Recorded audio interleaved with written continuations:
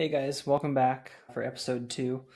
Really excited about this episode because we got quite a few Q&As coming through that I'd like to address. I think they're really good questions, so let's jump into it. The first one here looks like it was from a medical dosimetry student, but it goes by the name of Thomas. Was just asking, hey Justin, what are the realistic expectations of a new grad dosimetrist coming into your group or really coming into the field? That's a great question. I think as a new grad coming into the field, you have to also have your own set of expectations. Not every new grad is going to know it all, and that's okay. But what every new grad should be comfortable with is their knowledge of dosimetry. So at least at the university that I'm helping teach, we're building a good foundation. And I will say all of the programs out there, they teach the information. It's up to the student to take in that information and be able to replicate that in the treatment plan. At the end of the day, as a new grad student, have the confidence of what you were taught and what you learned, and then just put that forth in the treatment plan. But let's go over the scenario where maybe you are a new grad and they're hiring you in as a solo dosi. One question that I would ask that hiring clinic is, where's my support group? What kind of support will I have? Because I wouldn't expect a new grad to know how to plan everything A through Z.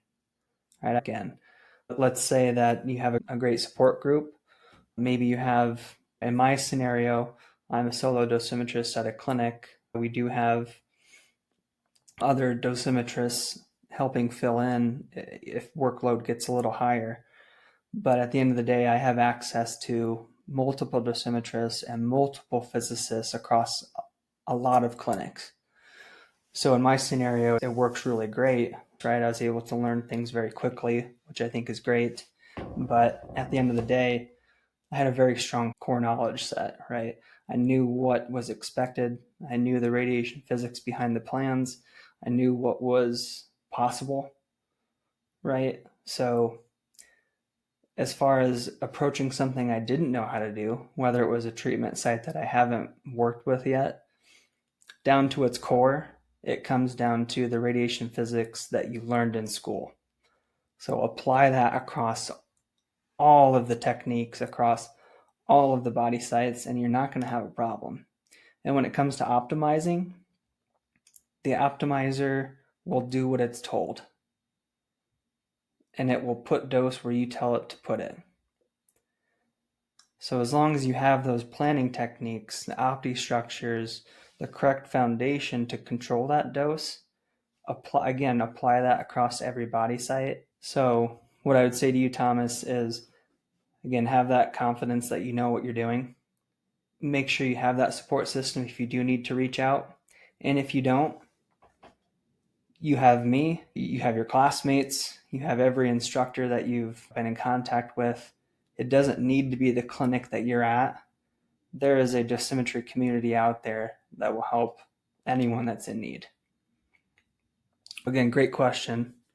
Next one we'll go to here was from Jessica. Looks like another student.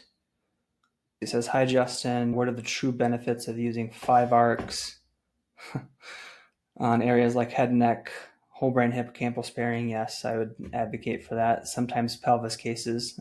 Are there any statistical benefits worth the extra treatment time for the patient? This is a 2-part question here. To just talk about the arc situation, so let's just talk about head and neck. If it's unilateral, one side, 2 arcs all day long, 2 partial arcs. So something from maybe just past 0 degrees, whether it's 30 or 345, 330, and then arcing down to 179, 181, whichever side it's on. So 2 partial arcs in a unilateral head and neck case, I think, is totally reasonable, depending on if it's single dose level, 2 dose level, 3 dose level SIB case. You could maybe argue, and the size is definitely a factor in your arc selection, right? How many arcs you use. In general, head and necks, you're not going to have a field that goes past 40 cm, so I don't really see the need to use more than 2 arcs on like a unilateral case. Now let's say head and neck bilateral. Let's say it's the worst possible scenario. It's a large head and neck case, bilateral, 3 dose levels, SIB. In those cases, I'm probably going to do 3 arcs, probably 3 full arcs, centered in the center of that ISO, in the center of that PTV. Do some sort of flip-flop technique where it's 15, 345, and a 90. That 90 focused on the high dose portion, or typically your tumor volume for that low dose volume near the trachea is going to be some sort of like a U shape. And physicians like to see that low dose carved out near the trachea. And if you can include the high dose area in it and maintain your 15 cm jaw max, if you're using a Varian 120 Millennium Leaf collimator, MLC, then you should be fine. But when it comes to arc selection and how many, it's going to come down to your machine limitations, size of PTV, and what you're given, right? So I don't think I would ever need to use 5 arcs on that sort of case. Probably 3 arcs max, 4 arcs. If we were asking something really crazy, like sparing both submandibulars that were partially covered by the PTV, let's say, right? We might need to do something a little more fancy there. So maybe that additional arc on the 3 arc plan, making it a 4 arc case, could be argued. If your clinic's used to doing 5 arcs and that's what they're used to, I'm not telling you to go change your workflow and change what people are used to, but I will tell you what's efficient and effective. And that's my opinion. That's what I would say for that scenario. So statistical benefits, it really just comes down to MU modulation. If you're one thing we need to think about when you go from 3 arcs to, let's say, 5 arcs, 6 arcs, is the machine can only rotate around the patient so quickly. The MLCs can only move so fast. In a case where you're delivering, let's say, 200 centigrade per day, that 200 centigrade has to be split up between 3 arcs, 4 arcs, 5 arcs, 6 arcs. The 3 things that we need to remember is there will be a 4th later on, but that's a different discussion with rapid arc dynamic with Varian. But the 3 that we're concerned about with rapid arc VMAT would be MLC, dose rate, and gantry speed. So how fast the machine can rotate around, how quickly the MLCs can move, and the dose rate. So one of those 3, they all are going to change in order to deliver that dose. So if you have 5 arcs, you could be in the scenario where if it was under modulating, that means the machine's just trying to deliver that dose split up between 5 really quickly. And then you could lose effective modulation because the machine's just trying to spin so fast, right? Now, if there's a lot of modulation that's required, then the machine may slow down and deliver that plan. But is it really effective? Is it really doing its best job that it could with 3 or 4? That's really hard to pinpoint exactly. However, the facts are you're limited by those 3 factors, and the more beams you add, the more the machine's going to have to figure out, okay, do I need to just slow down my dose rate, speed up my gantry, and am I limited by how fast those MLCs can travel? So you got to take that into account.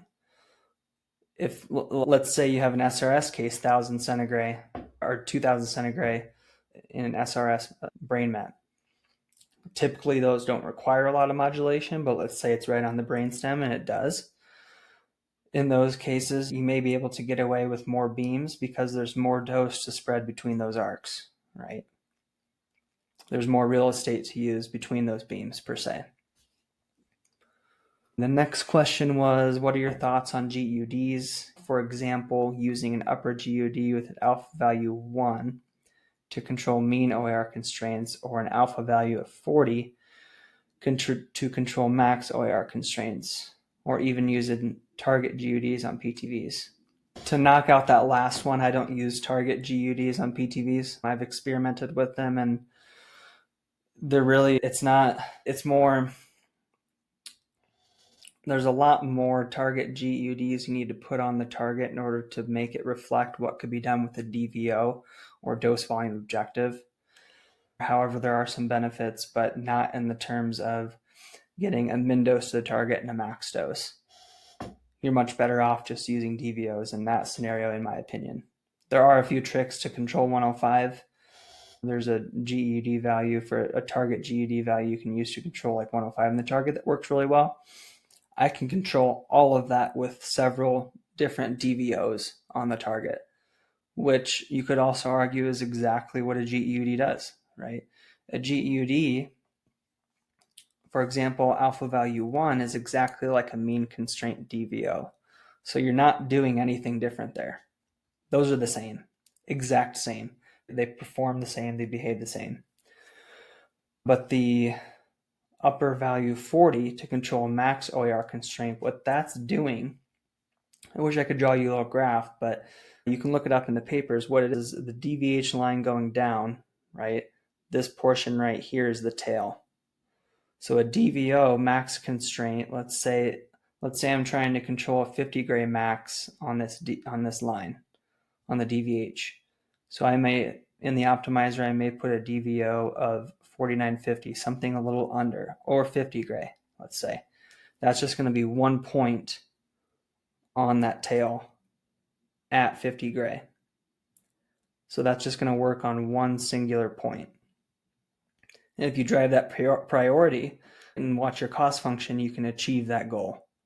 But what a GUD does, alpha value 40, you can think of the values from 40, 39, 38, 36 as adding more points to that tail, right?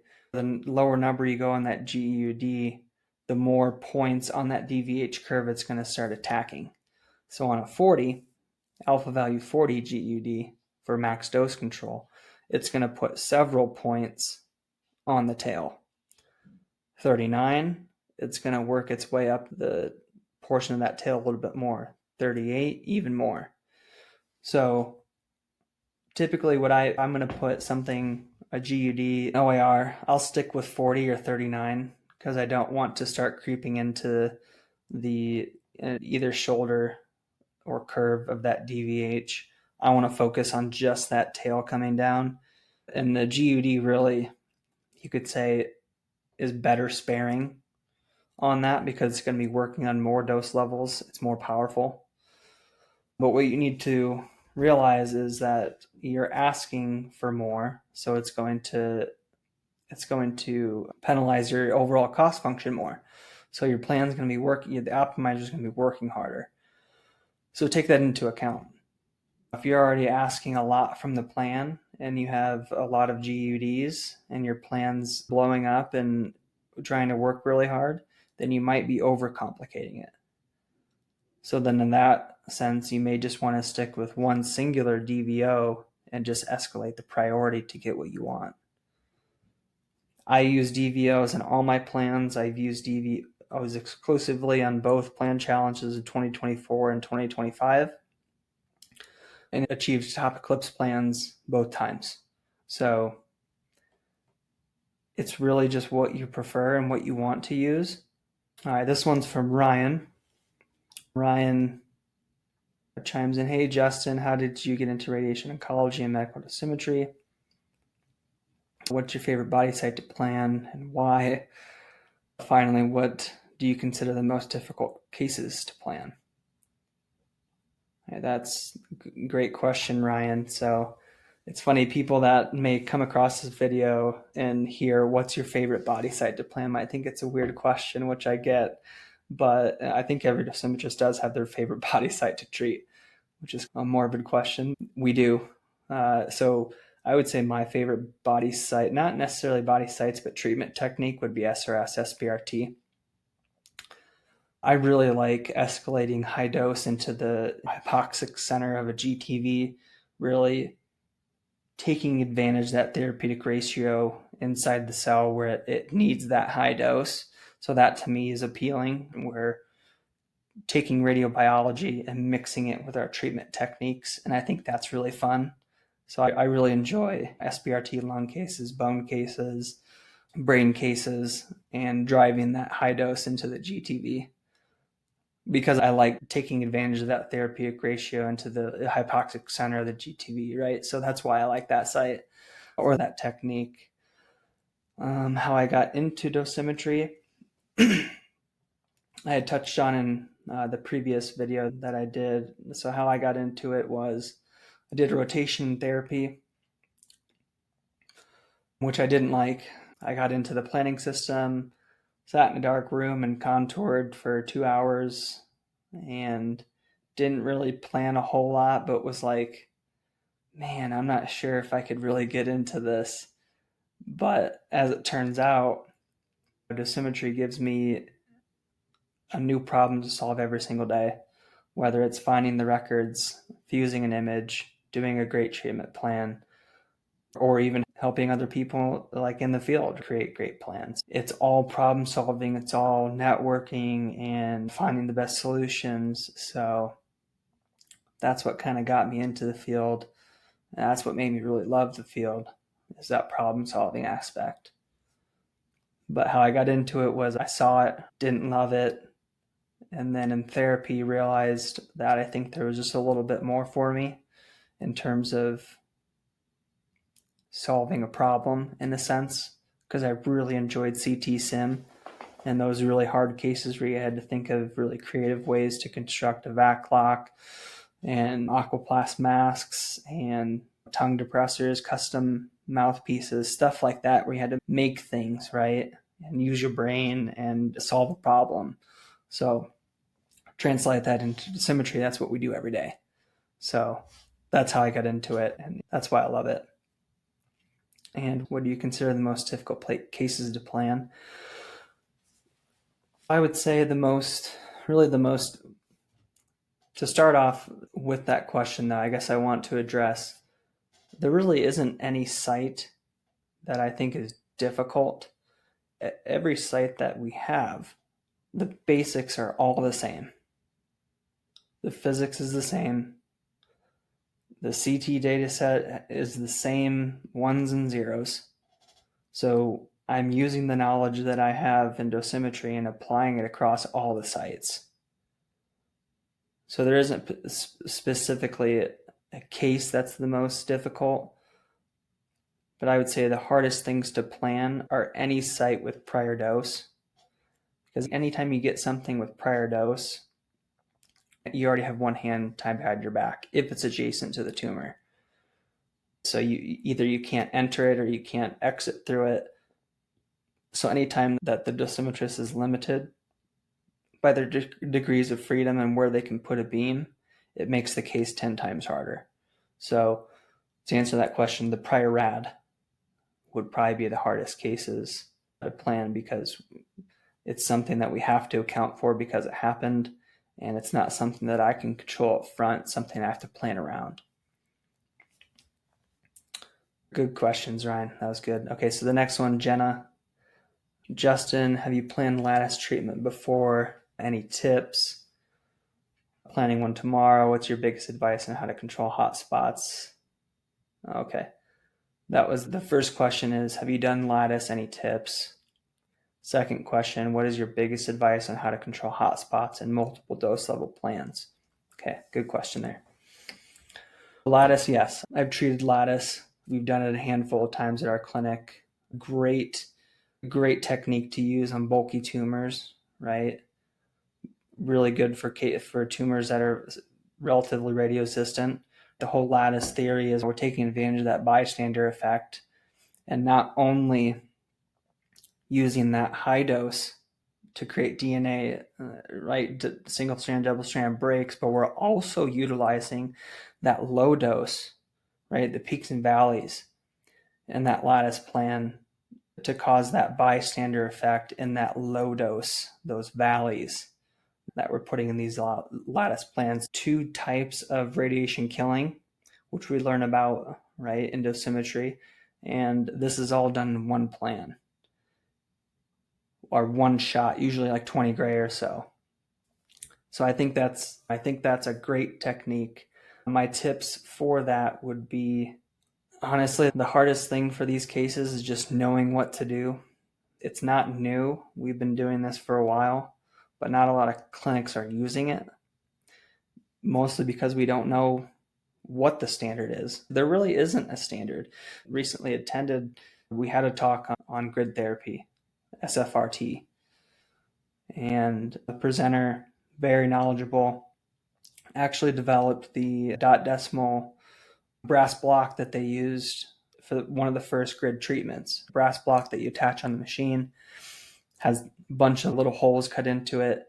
You can deliver an AP, PA, some sort of opposed beam geometry, and you get these little cavities of high dose followed by these low dose valleys within the tumor. It creates, that talk was amazing. Saw many cases where this very large tumor, upwards of 1600 cc's, go all the way down to 600 cc's, right? 1000 cc decrease after a few fractions. I think it's really great. And the tips that I would say is, when you're getting into it, make sure that everyone's on board and knows what you're expecting, right? What protocol are you going to use?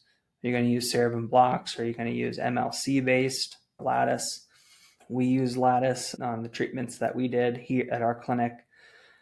Most of the discussion was where to place the spheres and how far away to place those spheres from each other, whether they're on an axial plane or other planes. Sphere placement is really one of the bigger discussions, how you're going to tackle that, what you're going to do about partial spheres that may fall on like the outside of the GTV. Are you going to treat those, or are you just going to go with full spheres? As far as the planning tips, we really just focused on replicating the DVH from the paper. So again, that goes from your knowledge. I didn't know really how to plan this, but my base knowledge of how to manipulate a DVH and how to create dose in the optimizer and with geometry, right? We can replicate anything that is in any paper with those skills. So my tips on that was, I looked at the paper, I figured out how to replicate the DVH. From there, you need to figure out the proper geometry in order to deliver that DVH, and then just follow whatever paper, whatever guidelines in order to, the main goal is to create those peaks and valleys. So in a dose profile along the beam path, what you're looking for is, it looks like the end of a comb. That's what your beam profile should look like. And the tops of the comb are those high dose those high dose peaks. And the bottom of the cone, where that next prong starts, is where that low dose is. So you want to control the dose between those spheres to make sure that you have dose escalating inside the sphere and then low dose surrounding it, so you get both of those biological cell killing effects that I had touched on a few minutes ago. Biggest advice on how to control hotspots in multiple dose level plans. That's a very broad question. You can do it multiple ways. I've done it several different ways, but at the end of the day, let's say you're using target autocrop and you're in eclipse. So this will be from an eclipse standpoint. If I'm using target autocrop, I'm going to control my hotspots up front with my upper objectives on my targets. So if, say, something was, let's just say something was 60 gray, 50 gray, 40 gray. Let's say those are the dose levels. And it's SIB and I'm using target autocrop. I'm going to put on the 60, I'm going to put a lower objective of somewhere around 60-50 and upper objective around 60-100 or 60-90. So what that says is my 60 is going to be here and my high dose is going to be right there, 60-90, 60-100.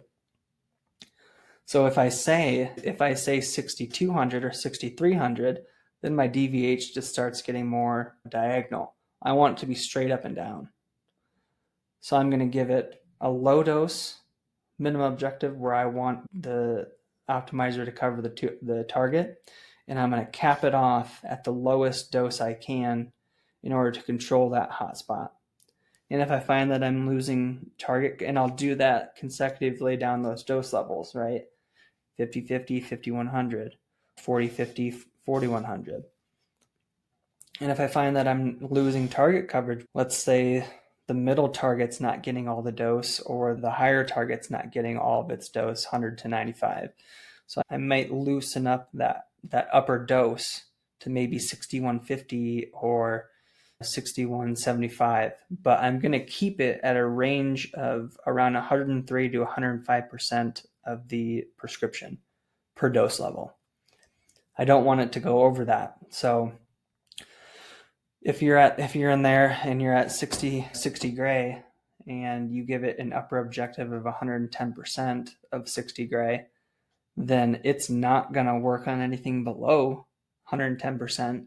It's going to shoot for 110% and then maybe give you a little bit more. Actually, it might come out 112 hot, 113 hot. So if you limit it up front at around 102 to 105% on the upper objective, and then make sure you're maintaining coverage as you're optimizing the plan and meeting the goals and sparing the OARs, then you will effectively control those hot spots.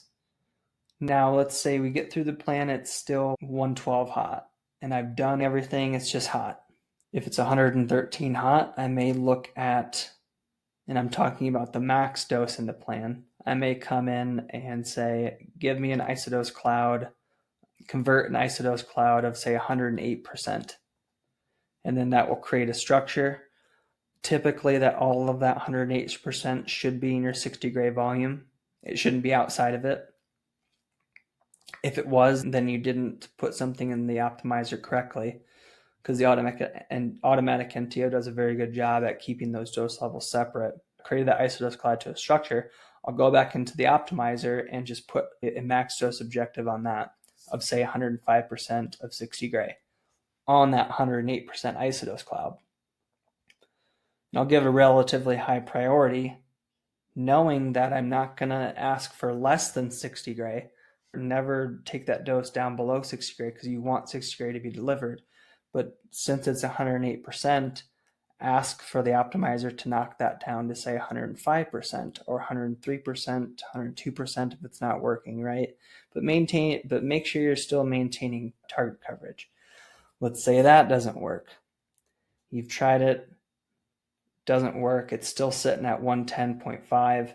Then you could come in, and I'm always continuing from previous and using intermediate dose from the plan every time. So then let's say none of those worked. I'm coming back in and I'll just put a body objective on it. I'll pop the body on. If it's still 110.5% hot, and I like my plans to be around 107 to 108, right? 105 would be ideal or less. The 107 to 108 is a good range and achievable range for VMAT, right? Given the scenario. I'll come in with that body objective and I will put, what I like to do is I'll look at that body, turn on your highest dose level target while you're in the optimizer, turn that on and turn the body on, turn everything else off. You'll see on the DVH curve in the optimizer, you'll see that high dose come down, and then you'll see a little tail.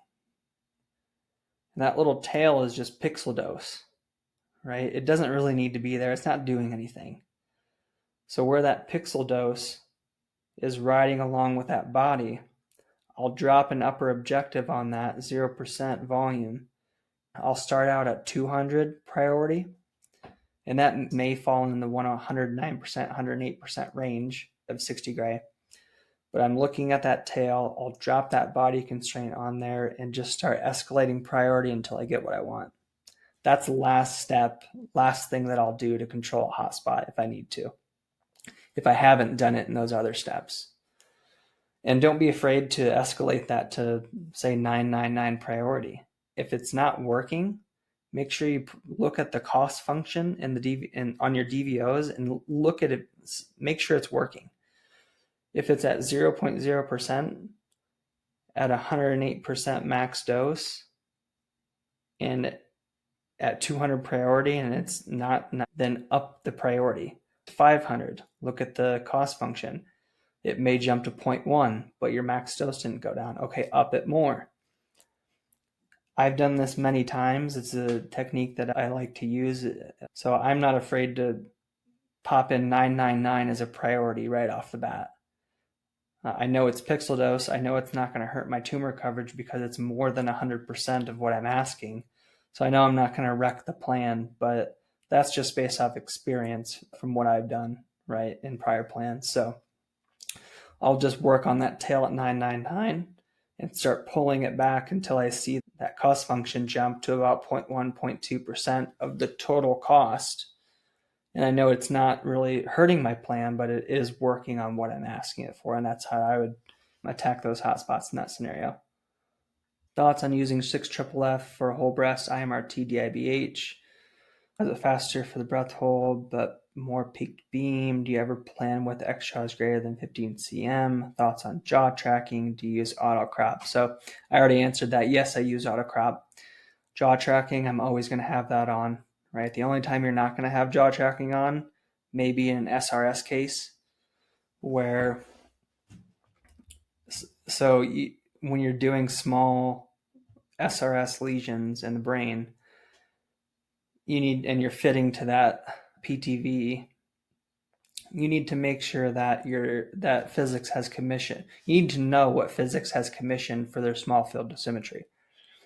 So if they've only done their small field dosimetry down to 2x2 cm jaw size, then you can't fit your, because this has happened before, right?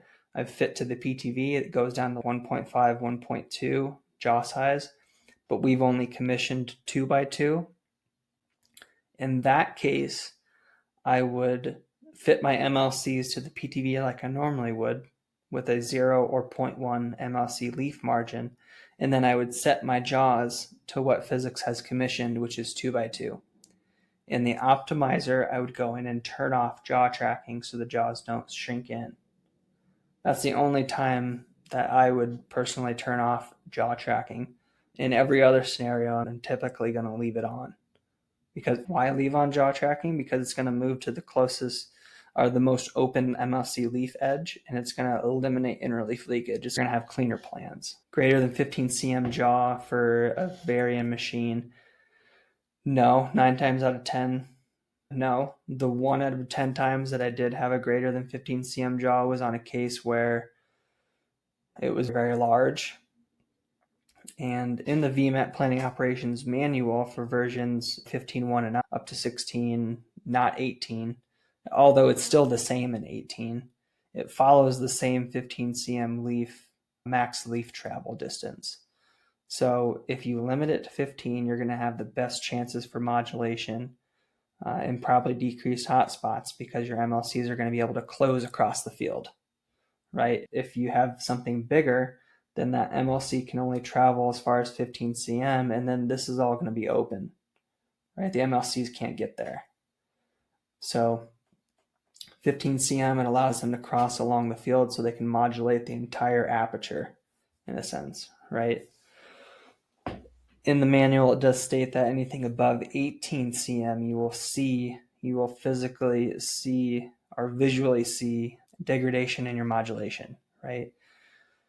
So in theory, you could say 15 to 18 is your window. Don't go above 18 if you don't have to. I would never do it. I've never done it. Stick in the 15 to 18. Always try to do 15. So the one time that I would go above 15 is 16.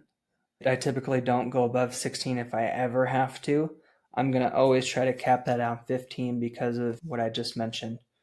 So that's going to give you the best modulation at 15 cm jaw size, X jaw size. Excuse me. So the 6FFF beam for whole breast IMRT DIBH. So thoughts on using that?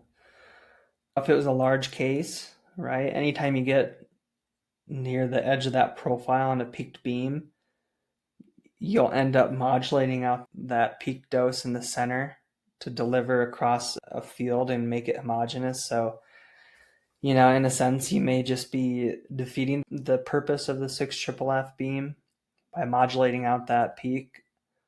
But I do agree with you. You're going to have higher dose rate, upwards of 1200 MU per minute. So that could help in a breath hold case. Obviously, we don't want the patient to hold their breath for very long. So any chance we can do I would focus on minimizing MU. And if it comes down to it and the MU is large, let's say it is for most APBIs, we're delivering 6 gray per fraction. So that's 6 gray per fraction. It's not going to be a 1-to-1 MU. So you're going to have high MUs. You're going to probably be around 1800 to 2500 MU for a case like that. And let's say it's breath hold. For an APBI, that's a smaller target, but let's just say it was whole breast and you're delivering 6 gray. Just play the game. In that case, you could argue a 6FFF beam for the speed since they're holding their breath. But that is something that, again, I would be talking with physics with, right? You can plan it, and it'll probably give you a nice dose. But you should really be talking with physics to make sure that it makes sense to do. Because if you can achieve a similar thing with similar MUs with a 6X beam, you may end up with lower MU since you're not modulating out that peak. So I would do a plan comparison, right? I would do a 6X beam and a 6FFF. And if the 6FFF has less MU or the same MU as the 6X beam, then the dose looks good. And that would be something that you'd have to talk with your physics team on, and maybe that could be a route you could go. Good questions there, Jenna. Kirsten, what is your favorite part of being a medical dosimetrist and what keeps you motivated? So I would say my favorite parts of being a medical dosimetrist is like medical dosimetry to me.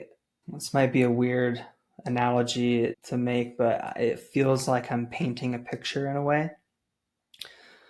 When we put beams on a plan, right, there are beam modulators that we can use in these plans to make it look nice. And there are techniques within the treatment planning system where we can literally paint dose. And we are artists in that way. So my favorite part of being a medical dosimetrist would be the art of shaping dose. I really like getting those PTV volumes and making it look very tight and conformal and discrete, right? Seeing all the dose levels cut right where the PTV stops and the next one starts. That's probably one of my favorite parts of being a medical dosimetrist, is like the art of painting dose per se. And what keeps me motivated? At the end of the day, we have a huge part in that treatment plan for the patient. It starts with therapy giving us a great CT scan, right? And the doctor doing a great job giving us all their clinical knowledge and what we need to do to deliver the correct dose. But at the end of the day, we're creating that nice plan for the patient, that effective plan for the patient. That definitely motivates me, knowing that I've given this patient the best possible plan that I can. Aside from that, what really keeps me motivated on a personal side would be the plan challenges. It's one thing to do really great in them, but it's another thing to learn from what you could do better. So in a sense, that motivates me to push my skills and just become better than I was yesterday. My clinic has challenging cases too, so that motivates me to try something new and see if I can do it better than I did the last time. Always improving keeps me motivated. And the field. Heck, the field keeps me motivated. Rapid arc dynamic is an excellent technology that we're going to be getting here in the future. That's an amazing feat that Varian has figured out to get that collimator to rotate in a dynamic fashion. So the technology keeps me motivated too. All the new things that we get to try. All right, last question from LOL Smiley Face. How hard was dosimetry school? Would you recommend master's versus certificate? Dosi school is hard. I'm not going to say it was easy, but it's doable. I thought gen eds in college were hard, but I didn't love them. Right? So I love dosimetry. I love learning about dosimetry. So for me, it was hard, but it was achievable because I had a passion for it. And just personally, you can get a bachelor's or a master's or per se certificate. I'm not sure of the certificate, but what I do know is you could get a bachelor's or master's. Both are going to be really the same base knowledge. Really, it comes down to the clinic that you're in and how well you perform in clinic, what you're exposed to, and what you can do. So as far as from a hiring perspective, I think a master's looks better, but that doesn't mean you're better than the bachelor's person, but it does make you look better on paper. So unfortunately, we all have to get past that resume selection where you have to pick on paper who looks better. So a master's is going to look better, but I'm not saying that means they're a better student. I went the master's route just for that reason. But if I didn't, I think I'd probably try to get the master's in this field because it is becoming a little more saturated in a sense, but it doesn't necessarily mean that at the end of the day, you're going to be less inferior to a master having a bachelor's versus a master's. How many treatment plans do you need to make per day / per week? That ranges from 5 to 15, 20 a week, 20 being the absolute max. It ranges by the time of the year. Really, it seems like at the end of the year, everyone's coming into, or at the end of from when their insurance renews the next year, they've already got the deductibles met. So it seems like we get a big influx at certain times of the years. So that's when it could get really busy, but really it fluctuates. As far as how many plans per day, that's hard to ask off the top of my head, but I can say I get busy a lot and then I get not so busy sometimes. So it varies.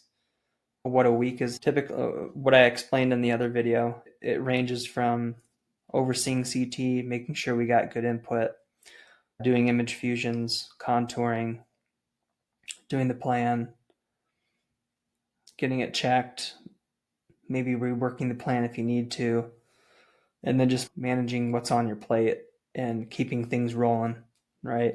You don't want to delay the patient, so just staying on top of your tasks and getting things done, getting your ducks in line, so when things come to you and it gets busy, you can just knock things out. Are you remote, on-site, or hybrid? So I'm hybrid, 2 days remote and 3 days on-site. One thing I've always wondered if there was flexibility to work 2 dosimetry jobs or to work as an RT part-time and dosi full-time. Afraid of losing my RT license. Okay. That's based on your clinic and who hires you,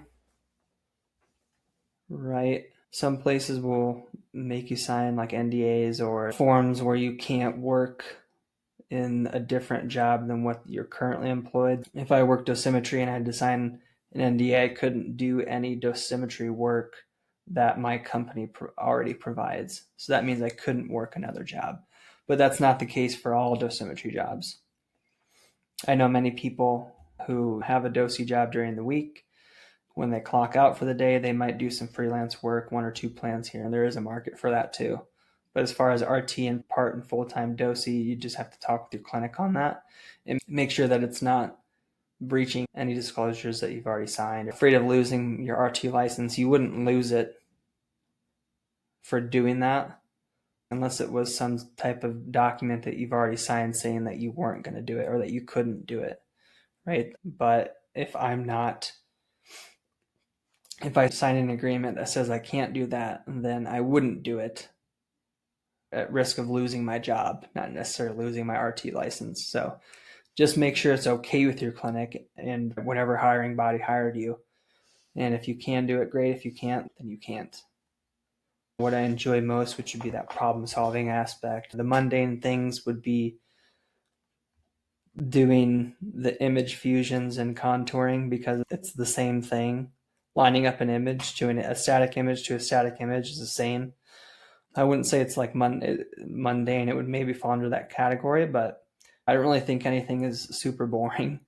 So I don't think anything's super boring. Contouring, even though some people might look at it as a mundane task, it can also be meditative, right?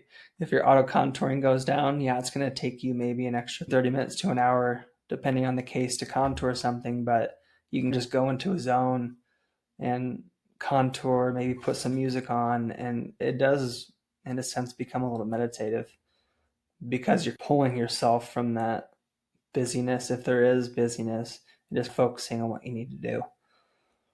What are some things you wish you had known before or prepared better for in this field? That's a tough one for me to answer because I did feel very prepared because I started out in X-ray. So I knew about radiation, didn't really need to, I just built on that radiologic technology background. In working in therapy, I had a very good idea of what the dosimetrist did because I also had an interest in it too. I had an interest in dosimetry as a therapist, so I was asking the dosimetrist, why did you put this beam on? If I didn't have that inquisitiveness on the field, then I would probably focus on learning what the dosimetrist is actually doing and why they're doing it. If I hadn't known that, that would be one thing that I would have wanted to know. However, as a therapist, I had a pretty good idea. Awesome. Great questions, guys. I think that wraps up the second episode. Please keep them coming. Any questions, doesn't matter what it is, I'd be happy to answer them for you. Thanks, guys.